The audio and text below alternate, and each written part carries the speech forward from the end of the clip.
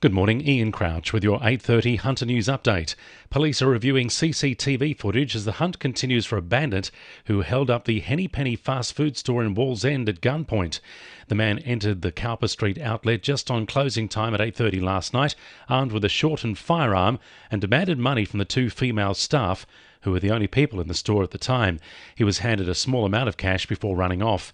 Acting Inspector Mick Kelly says it wasn't the only thing he got away with. No, the offender has also taken the victim's handbag. The man's described as being about 25 to 30 years old, 183 centimetres tall with a medium build. He was wearing a grey hoodie, a face covering and long black pants. Anyone who saw the man running from the store is urged to call Crime Stoppers. 4 Hunter health workers have become the first people in the region to receive the COVID-19 vaccine. Belmont Hospital nursing assistant Angel St John and colleagues Isaac Moore, Madison Jensen and Jacinda Enright travelled to Sydney's Liverpool Hospital for the jab yesterday. They've been busy on the front line, swabbing and screening patients for COVID-19. The John Hunter Hospital is yet to receive a start date on the planned vaccine rollout here. Newcastle Council will make a submission to the state government calling on Macquarie Street to finally decide whether the city is regional or metropolitan. A motion carried at Tuesday night's council meeting also suggested including regional centres like Newcastle and Wollongong in a new Gateway City category.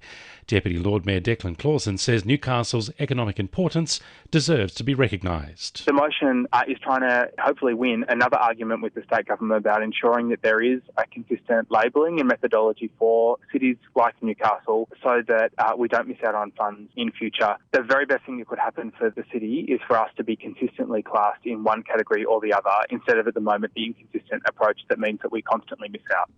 There's disagreement within Port Stephens Council over the funding source for its newly passed Raymond Terrace public domain plan.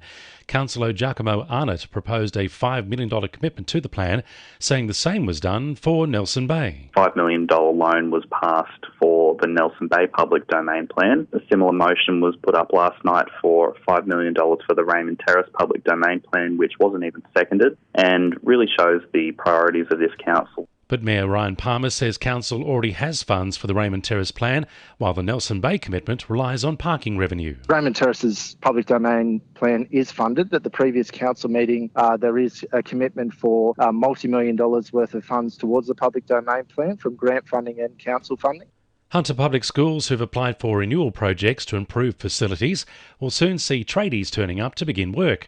59 schools across the region will be getting new buildings, covered learning areas and toilet blocks under the state government's COVID-19 recovery plan.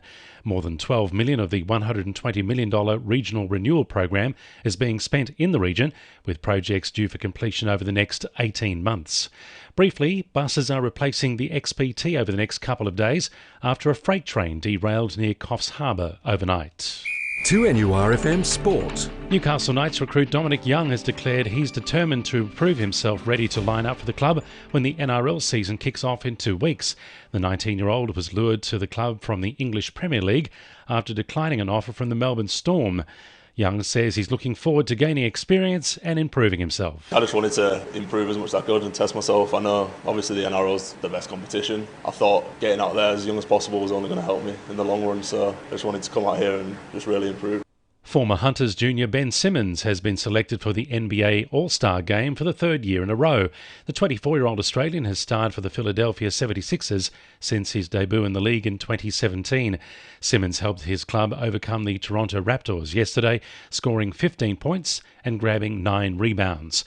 And Newcastle cricket coach Shane Burley believes his side can achieve a three-peat after the club won back-to-back New South Wales Country Championship titles on Sunday.